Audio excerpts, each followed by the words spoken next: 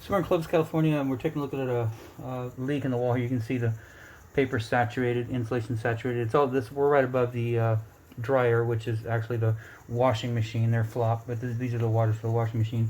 And water disappeared when we got up to the top. Right down here, though, we can see, right there, you can see it spitting out the back.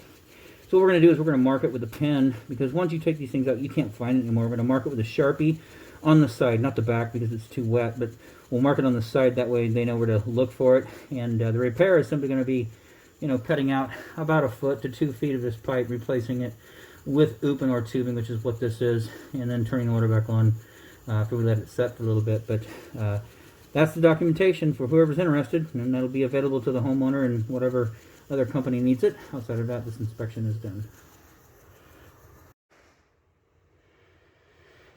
So still here in Clovis, California, we got a couple of static pictures also. We've got video going here before and after.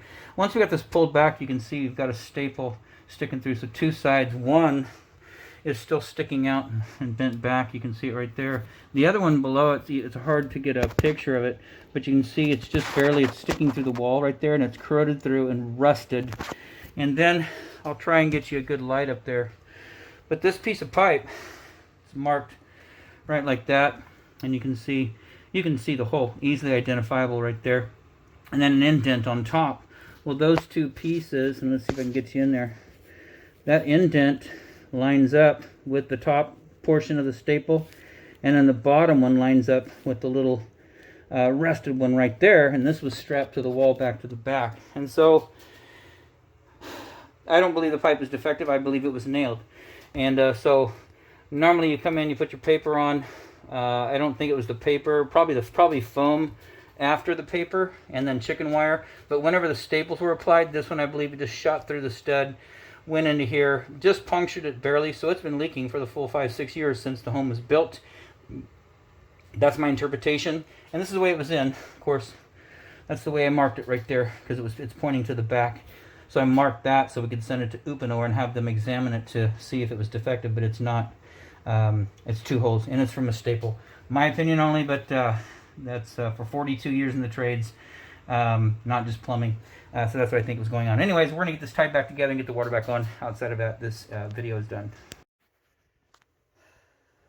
So still here in Clovis, California. Final portion of the video is the repair. Of course, this is Uponor tubing. That's the tubing that we use. That's all we installed. This is a McCaffrey home, I believe, plumbing installed by Richards Plumbing.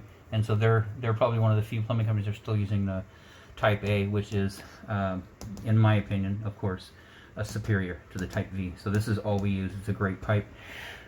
Anyways, just recoupling a couple of rings, and then down here, coupling a couple of rings.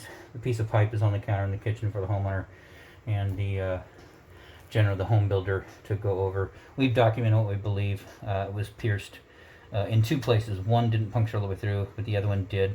And I believe the reason why it's so short sticking through is because it's corroded. It's just rusted through from where it had penetrated the pipe. And might even want to take a look down the tubing in the pipe and see if there's any metal in there. Anyways, so that's what we believe. The repair's done. We just want to document what we did. We're going to leave this unstrapped. It was strapped to the sidewall, but they have some remediation to do. I don't know how you're going to get that paper dry. Drywall's got to come off. Paper's got to get dried out. Framing, you can see how wet it is, and especially the further down you go, it gets wetter and wetter. And of course, insulation needs to be pulled out. So that's not our job, not our scope of work, but we wanted to show you what we're doing.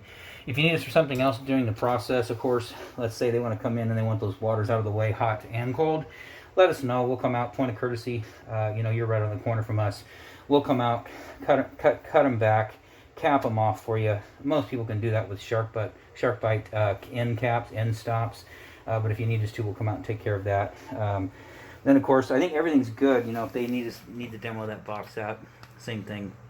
Just give us a holler, and if you need some help in the process, because I know a lot of times people point their finger and say, hey, call the next guy and have them do it. But let us know how it goes. Outside of that, this installation is done.